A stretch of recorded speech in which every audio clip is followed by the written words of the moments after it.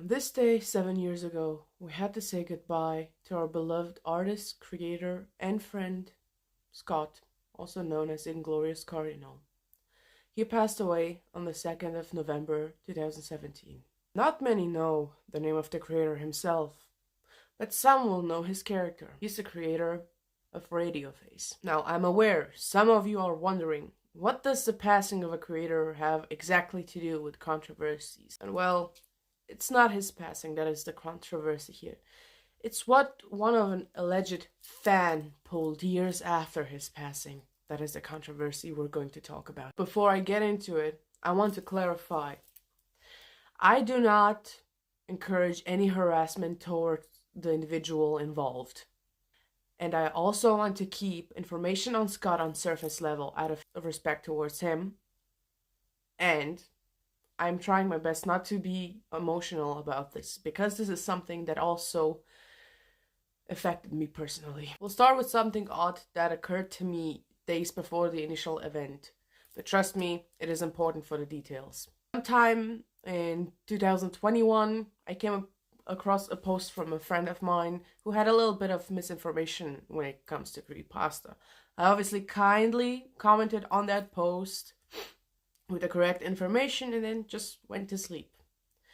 On the next day, I woke up to a bunch of random accounts attacking me under that post. One account even not being visible anymore because the account blocked me. But I've noticed them because some of those comments were literally cheering for them for quote-unquote putting me in my place. I of course checked who that account that blocked me was with a side account. But it was nobody I knew named Beanie the Potato, going also by B. I just kept my composure, replied professionally to the other comments that were literally harassing me, and just went on with my day. Now, every year on the anniversary of Scott's passing, I like to go to his DeviantArt profile. It's where we met, where we became friends, just to pay a few minutes of silence. Then I actually noticed that there was a new comment on his profile. When I saw that it's Beanie again, my gut feel already started to ring an alarm. Mostly when the comment read as followed. Hi, I didn't know you were gone. I just hope you remember me. Galactic Sunrise is my old username on DA. You always treated me like a little sister. I didn't know you're gone. I really love your character, Radio Face, and shipped him with Soldier 999 for a very long time. I wanted to tell you this before, but it was too late. Thanks for helping me on my way out since I was in that state of the world is against me. You kept me alive though. I wish I can go back in time just to talk to you once again. I obviously am now not here to judge someone on how they express their grief, but the comment altogether felt very fishy. Obviously because of the previous situation with B where I've been harassed. Pulling in fiction as if that is the importance of the entire situation. And altogether it just felt weird. It felt fishy. Like something was up. Now, just a couple of days later, after this, after his anniversary, a new account appeared on DeviantArt under the name of BTP Fan Velvet, claiming to be Scott's cousin.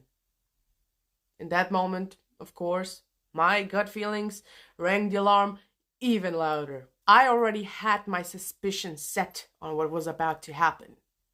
But of course, nobody is gonna believe you unless you actually have proof. Who is gonna believe you when you just feel it? So then I decided to just play along, to approach the account, and obviously to speak in German, since in fact Scott was German. And not too long later, that same account posted a journal stating that before Scott passed away, he had the wish that his creation, Radio Face, would be shipped with Soldier 999. As you can think, of course, with that, my suspicion was fully proven.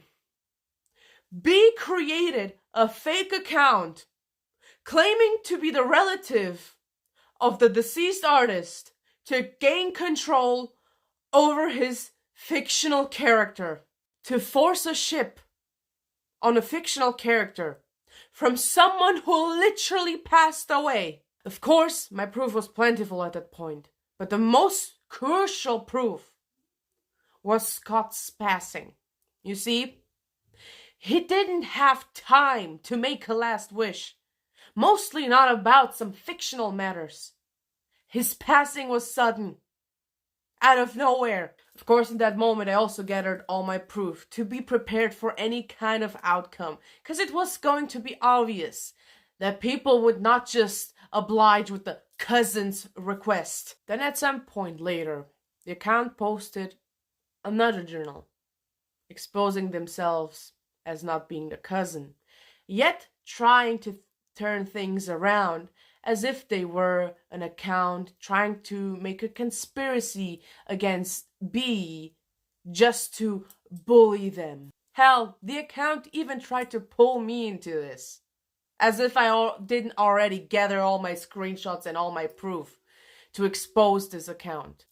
Of course, in the end, to put it shortly, B denies it. Still, they just left the fandom, never took accountability, nor apologized for doing something so heinous. Please, I just want you to let that sink in for a moment. A person decided that fiction was so important to them that they impersonated the relative of someone who passed away just to gain control over their fictional character, completely taking advantage and disrespecting a deceased individual. It is already a known fact that many creators have left the creepypasta community due to the toxicity of some fans. But not even the deceased can be left alone from this toxicity. Scott was a good man. He did not deserve this. This community needs to do better. It should be normalized that the life of creators is more worth than what they've created. That creators deserve the exact same respect everyone gives their creations. Let that be a food for thought. And with that,